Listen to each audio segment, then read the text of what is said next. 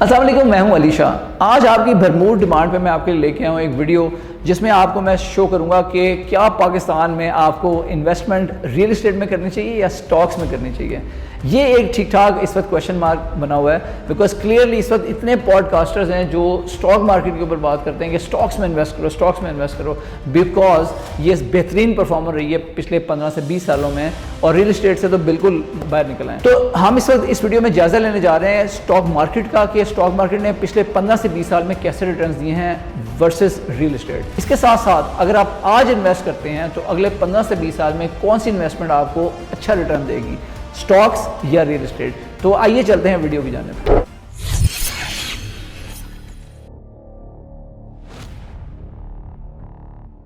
हम इस वक्त बात कर रहे हैं एक अच्छी इन्वेस्टमेंट स्टॉक्स की वर्सेस एक अच्छी इन्वेस्टमेंट रियल एस्टेट की। तो उसके ऊपर हम देखेंगे कि कौन से ऐसे फैक्टर्स हैं जिनके ऊपर हमें परखना है कि क्या परफॉर्मेंस रही है इन दोनों रियल एस्टेट की और स्टॉक मार्केट की। प्राइमरीली अगर हम देखें कि आपका ऑब्जेक्टिव क्या होता है जब भी आप किसी चीज़ में इन्वेस्ट करते हैं, तो primarily you want to beat inflation. आप ये चाह रहे होते हैं कि जो शरह महंगाई है वो जितनी तेज़ी से बढ़ रही है, आप किसी तरीके से ऐसी जगह पर इन्वेस्टमेंट कर दें जिसके थ्रू आप उस इन्फ्लेशन को बीट कर सकें और कम से कम आपकी अर्निंग पावर इतनी हो जाए कि आप महंगाई के बोझ तले दब ना जाएं। इसी चीज़ को मद्देनजर रखते हुए हम कुछ ऐसे फैक्टर्स का जायजा लेंगे कि जिसके तहत हम देखेंगे कि क्या रियल एस्टेट एक अच्छी इन्वेस्टमेंट है या स्टॉक्स में इन्वेस्टमेंट करना आपके लिए अच्छा फैसला साबित हो सकता है। अगर देखा जाए तो जो स्टॉक्स की मैनेजमेंट है वो काफ़ी ईजी है। ईजी से मुराद ये है कि अगर आपको समझ आ जाए। अक्सर लोगों को तो स्टॉक्स की समझ ही नहीं आती, इसलिए आपको पता है कि पाकिस्तान में 3 से 4% से ज़्यादा लोग ऐसे नहीं हैं जो स्टॉक मार्केट में इन्वेस्टमेंट करते हों।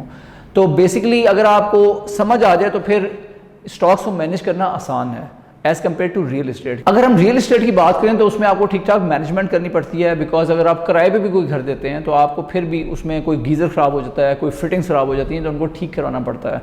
तो इधर आपको खुद वो मैनेज करना पड़ता है या आपको किसी को ऐसी प्रॉपर्टी मैनेजमेंट कंपनी को हायर करना पड़ता है जिसको आपको एक थोड़ा सा परसेंटेज शेयर देना पड़ता है ताकि वो आपके बिहाफ पे वो आपसे फीस लेके उस प्रॉपर्टी को मैनेज कर सकें। तो कंपैरेटिवली देखा जाए तो इसमें स्टॉक्स जो हैं वो इजीली मैनेजेबल होते हैं। तो अगर हम बात करते हैं कि 15 से 20 साल में जो ग्रोथ रही है तो पाकिस्तान की जो टॉप कंपनीज के जो स्टॉक्स हैं KSE 100 एक्सचेंज में, उसका जो कंपाउंड एनुअल ग्रोथ रेट रहा है वो 12 to 15% रहा है। जबकि अगर यही चीज़ हम देखते हैं रियल एस्टेट की, अगर आपने कराची, लाहौर, इस्लामाबाद की किसी अच्छे एरिया में कोई प्रॉपर्टी ली होती तो वहाँ पे आपका जो अप्रिसिएशन रेट रहा है वो 7 to 10% रहा है। तो क्लियरली नजर आ रहा है कि जहां तक कंपाउंड एनुअल ग्रोथ रेट की बात है तो स्टॉक्स इज अ विनर। लेकिन इस बात को भी याद रखें कि जो स्टॉक मार्केट होती है वोलेटिलिटी का ज्यादा शिकार होती है। मार्केट की जो प्राइसेस हैं वो अप एंड डाउन होती रहती हैं। जैसे आपने पिछले दिनों में देखा होगा जब पाकिस्तान इंडिया की जो भी वॉर हुई है रिसेंटली, तो मार्केट ने एक ठीक ठाक डिप लिया था और उसके साथ साथ जैसे ही मार्केट का रिवर्स ट्रेंड शुरू हुआ तो एक ज़बरदस्त किस्म का उसने हाई भी बनाया और एक ही दिन के अंदर कोई 10,000 पॉइंट्स का इजाफा देखने में भी आया है। तो इसके अंदर ठीक ठाक वॉलेटिलिटी होती है। इसके बरक्स यूजली जो अच्छी रियल एस्टेट है जहाँ के अंदर, अगर जैसे मैंने बात की कराची और इस्लामाबाद के जो अच्छे एरियाज़ हैं वहाँ की जो प्रॉपर्टी की प्राइस हैं वो कदरे स्टेबल होती हैं, उसके अंदर इतनी ज़्यादा वॉलेटिलिटी नहीं पाई जाती। तो इस्लामाबाद, लाहौर, कराची के जो अच्छे एरियाज हैं अगर वहाँ पे आपने प्रॉपर्टी ली होती तो आप देख सकते हैं कि वहाँ पे प्राइसेस कदरे स्टेबल रही हैं पिछले 15 से 20 साल के अंदर। जहाँ तक बात है लिक्विडिटी की, अगर आपने देखना है कि किस में से कैश जल्दी निकाला जा सकता है। फ़र्ज़ करें आपने इन्वेस्टमेंट की हुई है स्टॉक मार्केट में और आपको ज़रूरत पड़ जाती है, फ़र्ज़ करें कोई एमरजेंसी हो जाती है, आपको पैसे निकालने पड़ जाते हैं, तो स्टॉक मार्केट में हमेशा बायर्स अवेलेबल होते हैं। आपको स्टॉक मार्केट में अगर आपने स्टॉक बेचना हो तो बहुत आसानी से बिक जाता है, जबकि रियल एस्टेट के केस में आपको कैश इतना रेडली अवेलेबल नहीं होता, बायर ढूंढते हुए कुछ टाइम लगता है।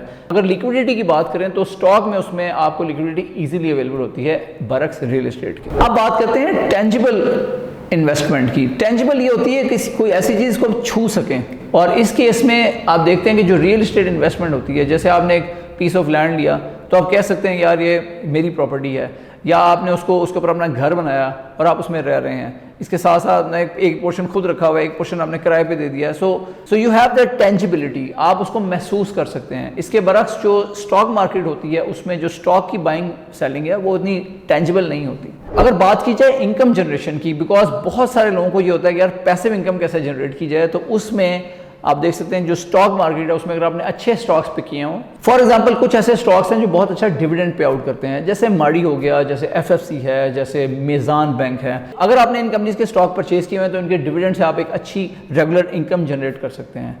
इसके साथ साथ अगर आपने रियल एस्टेट में इन्वेस्ट किया हुआ, आपने कोई घर खरीद के किराए पे चढ़ाया हुआ है या आपने अपना एक घर का पोर्शन खुद रखा हुआ और एक किराए पे चढ़ाया हुआ, उसके थ्रू भी आप रेंटल इनकम जनरेट कर रहे होंगे। इनकम जनरेशन के एतबार से दोनों से आप स्टॉक मार्केट से भी और रियल एस्टेट से भी अच्छी इनकम जनरेट कर सकते हैं। कैपिटल एप्रिसिएशन की बात की जाए, जो आपने अमाउंट लगाया है उसकी वर्थ ओवर टाइम इंक्रीज होती रहती है। जैसे मैंने शुरू में बता दिया कि एक अच्छा रेट ऑफ एप्रिसिएशन देखा है स्टॉक मार्केट ने वर्सेज रियल एस्टेट, और उसकी वजह यही होती है कि जो कंपनीज जिनमें अगर आपने शराकत दारी की है, अगर आपने अच्छी कंपनीज के साथ शराकत दारी की है, उनके स्टॉक्स परचेज किए हैं, तो ओवर पीरियड ऑफ टाइम उनकी ग्रोथ हो रही होती है और उसके साथ साथ उनके जो शेयर्स की प्राइस है वो भी अप्रिशिएट हो रही होती है, तो वही गेन आपको भी मिल रहा होता है। इसी तरह रियल एस्टेट की बात करें तो वहाँ पे जो प्रॉपर्टी की प्राइसेस अच्छी जगह पे इंक्रीज हो रही होती हैं over the period of time.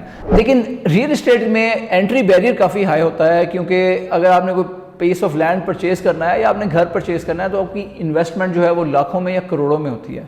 इसके बरक्स जो स्टॉक मार्केट में अगर आपने स्टॉक्स परचेज करने हैं तो आप कुछ हज़ार रुपए से भी स्टॉक परचेज कर सकते हैं। आजकल तो ऐसी मोबाइल ऐप्स भी आ गई हैं जिनमें आप 500 रुपए से भी स्टॉक मार्केट में अपनी इन्वेस्टमेंट का आगाज़ कर सकते हैं। मार्केट ड्राइवर्स की अगर हम बात करें तो रियल एस्टेट की जो की ड्राइवर है वो आबादी का बढ़ना है, और जो आबादी बढ़ रही है और उसके अलावा जो शहरों की तरफ लोग जा रहे हैं, अर्बनाइजेशन हो रही है, due to these two factors, एक आबादी का बढ़ना और दूसरा जो अर्बनाइजेशन है, इसकी वजह से बड़े शहरों में अक्सर आपने देखा होगा कि हर वक्त डिमांड रहती है शहरों में किराए के घरों की भी और किराए के अपार्टमेंट्स की भी, क्योंकि लोग जो आते हैं वो लाजमी तौर पे पहली दफ़ा में आते ही बड़ी परचेज़ नहीं कर सकते, ख़रीद नहीं सकते, घर नहीं खरीद सकते, अपार्टमेंट नहीं खरीद सकते, तो लाजमी तौर पे वो किराए से आगाज़ करते हैं। फिर over a period of time 15-20 सालों में उनका ख्वाब होता है कि वो आगे जाके अपना एक घर ले सकें और एक अपना कोई अपार्टमेंट ले सकें, अगर वो अफोर्ड कर सकें कुछ सेविंग्स करके। फिर हर एक का ख्वाब होता है कि जब वो एक दफ़ा किराए के घर में रहना शुरू करते हैं तो वो चाहते हैं कि यार इसी में इस्लामाबाद में काश हम कोई अगले 15 से 20 साल में कुछ सेविंग्स वगैरह करके अपना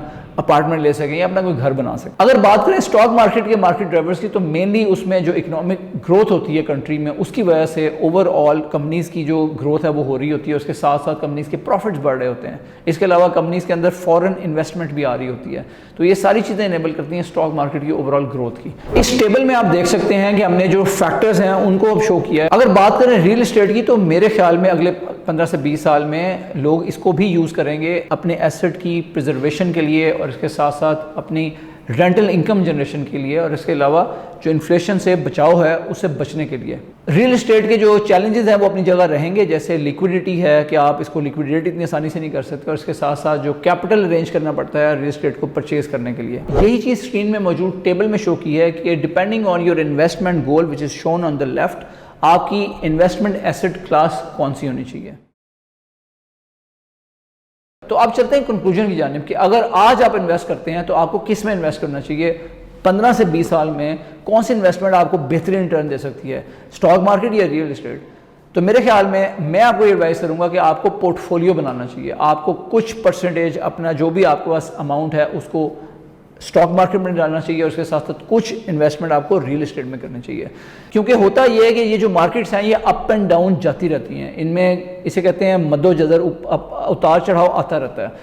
आज से 3 साल पहले की बात करें तो पाकिस्तान बैंकरप्ट होने की बातें हो रही थी, उस वक्त KSE 100 भी नीचे था और इसके साथ साथ स्टॉक मार्केट भी काफ़ी डाउन जा रही थी और इस वक्त उसकी इंप्रूवमेंट कोई आसार नज़र नहीं आते थे। लेकिन आप देख सकते हैं कि कुछ ही सालों में पासा पलटा है और पाकिस्तान में जैसे इकोनॉमिक स्टेबिलिटी आई है और जो मार्केट है वो चेंज हुई है, इस वक्त इन्फ्लेशन भी रिकॉर्ड लो पे है और इसके साथ साथ जो इंटरेस्ट रेट है वो भी नीचे गए हैं और इसकी वजह से आवाम के पास डिस्पोजेबल इनकम है, पैसा है जो वो स्टॉक मार्केट में इन्वेस्ट कर रहे हैं। लेकिन ये पासा पलट भी सकता है, हालात एक जैसे नहीं रहते। जो आजकल स्टॉक की मार्केट है जो ऊपर गई हुई है, टॉप पे गई हुई है, जैसे KSE 100 इंडेक्स इस वक्त एक 118 के पे आज है, जबकि ओवरऑल ये 120 के आसपास फिर रहा है, तो ये नीचे भी जा सकता है। और ये मार्केट जो इस तरह के टॉप लगा रही होती है, जो मार्केट अपने पीक पे होती है, इसको बुल मार्केट कहा जाता है। इसके साथ साथ जब मार्केट नीचे जाती है और करेक्शन आती है, जैसे 20-30% मार्केट नीचे चली जाती है, तो फिर उससे बियर मार्केट का आगाज़ होता है और बियर मार्केट में हालात काफ़ी ख़राब होते हैं, उससे लोग इन्वेस्टमेंट करते हुए स्टॉक्स में डरते हैं। तो ये मार्केट्स ऊपर नीचे जाती रहती हैं, तो आपको देखना चाहिए कि जब मार्केट नीचे गई होगी स्टॉक मार्केट, आपको इतने अच्छे रिटर्न्स नहीं मिल रहे होंगे, तो वो एक लल पीरियड होता है। उस टाइम पे आपको, अगर आपने रियल एस्टेट में इन्वेस्ट किया होगा, और अच्छी रियल एस्टेट चूज़ की होगी, तो अगर मार्केट उस वक्त रियल एस्टेट के ऊपर आ जाती है तो आपको वहाँ से बेनिफिट और वहाँ से प्रॉफिट अच्छा मिलना शुरू हो जाएगा। इस तरह you will be hedging against inflation in both environments, जिसमें कोई भी मार्केट ऊपर जाती है और अगर उनकी टाइमिंग डिफरेंट है तो आपको दोनों सूरतों में फ़ायदा हो रहा होगा। तो ये आपको फ़ायदा होता है कि अगर आपने दोनों जगहों पे इन्वेस्टमेंट की हो और डिफरेंट एसेट क्लासेस में एक पोर्टफोलियो बना के इन्वेस्टमेंट की गई हो। मैं उम्मीद करता हूँ आपको आज की वीडियो पसंद आई होगी। अगर आपको अच्छी लगी है तो इसे लाइक कर दें, अगर अभी तक चैनल को सब्सक्राइब नहीं किया तो इसे ज़रूर सब्सक्राइब कर लें।